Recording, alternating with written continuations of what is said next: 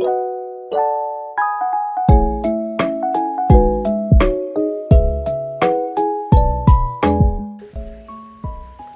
1. Bayangkan jika Anda adalah seorang guru matematika di kelas 7. Saat ini, Anda hendak menyampaikan materi mengenai matematika sosial, yakni mencari nilai rata-rata atau mean. Untuk memudahkan peserta didik dalam memahami pembelajaran, Anda mencoba untuk membuat urutan atau langkah-langkah yang perlu diikuti oleh peserta didik agar dapat mencari nilai rata-rata pada sebuah soal. Anda meminta kepada peserta didik untuk mengerjakan soal yang Anda berikan.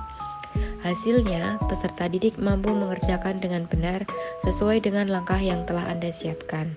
Beberapa saat kemudian, Anda meminta kepada peserta didik untuk mengulangi soal yang sama tanpa melihat urutan pengerjaan soal, dan peserta didik mampu mengerjakannya dengan benar. Menurut Anda, apa yang membuat peserta didik mampu mengerjakan soal dengan baik pada percobaan kedua, tanpa melihat urutan atau langkah pengerjaan soal? Jawaban, sebagai guru yang dimaksud dalam kasus 1, guru menggunakan model penugasan dan latihan soal dengan langkah-langkah pembelajaran, menyampaikan tujuan yang ingin dicapai, memberikan materi, kemudian mengerjakan contoh soal, memberikan soal sesuai dengan kemampuan peserta didik, dan dalam percobaan kedua, peserta didik sudah memiliki konsep yang baik dalam mengerjakan soal yang pertama. Selain itu, peserta didik sudah memiliki pengalaman mengerjakan soal sesuai dengan langkah-langkah yang diberikan sebelumnya. Kasus 1. Sebagai seorang calon guru, dalam kegiatan belajar yang seperti apa metode di atas dapat diterapkan? Elaborasi jawaban Anda dengan menyertakan teori yang berkaitan. Jawabannya, teori belajar yang digunakan dalam kegiatan belajar di atas yakni teori konstruktivisme, teori sosial kognitif, dan teori behavior. Pada teori konstruktivisme, pada proses pembelajaran, peserta didik membangun pemahaman serta pengetahuan mereka sendiri melalui pengalaman yang telah dimilikinya. Kemudian, pada teori sosial kognitif, guru membuat langkah dalam pengerjaan soal dan peserta didik dapat mengerjakan soal yang diberikan. Serta dalam teori behavior, peserta didik melakukan latihan yang berulang sehingga peserta didik mampu mengerjakan soal pada percobaan kedua. Kasus 2. Rina adalah seorang guru di kelas 1 sekolah dasar. Sebagian besar peserta didiknya belum bisa berhitung dengan lancar.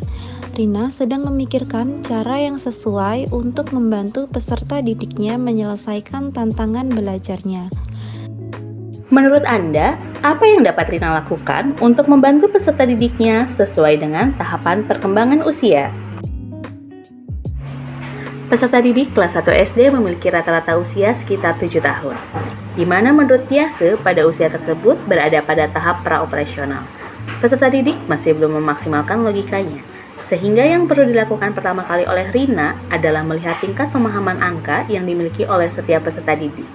Sehingga nantinya ketika konsep pemahaman angka yang dimiliki peserta didik sudah tepat, maka pembelajaran selanjutnya akan lebih mudah diikuti oleh setiap peserta didik. Mengapa Anda menyarankan hal tersebut? Elaborasi jawaban Anda dengan menyertakan teori yang berkaitan.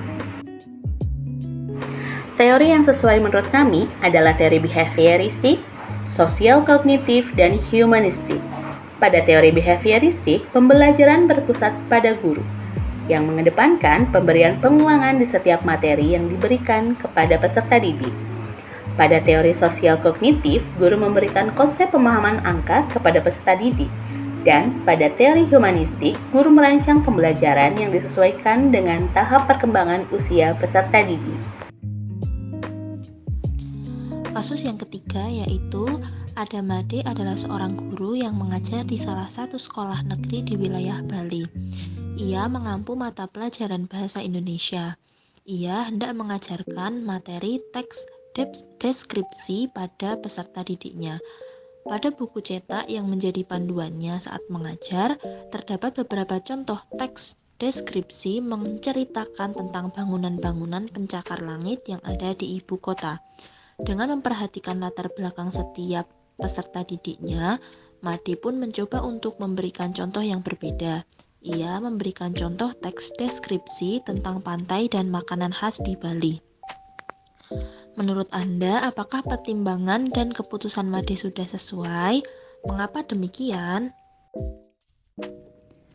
Menurut kami, pertimbangan dan keputusan Made sudah tepat, karena Made memilih latar belakang lingkungan yang sesuai dengan peserta didik. Dalam proses pembelajaran, seorang guru juga perlu memperhatikan relevansi materi dengan latar belakang atau lingkungan peserta didik berada.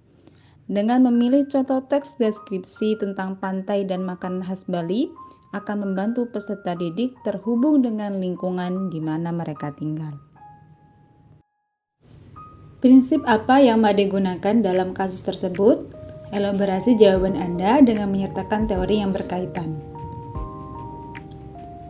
Prinsip yang digunakan oleh Made yaitu teori konstruktivisme, sosial kognitif, dan humanistik.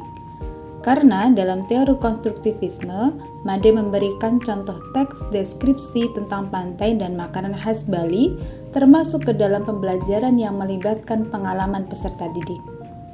Dalam teori humanistik, Made memperhatikan latar belakang peserta didik dengan memahami pengaruh lingkungan sosial dalam pembelajaran, menyediakan contoh nyata yang peserta didik sudah terlibat di dalamnya, dalam hal ini aspek budaya lokal Bali. Serta dalam teori sosial kognitif, guru merancang strategi pembelajaran dengan menyesuaikan contoh teks deskripsi sesuai dengan lingkungan belajar.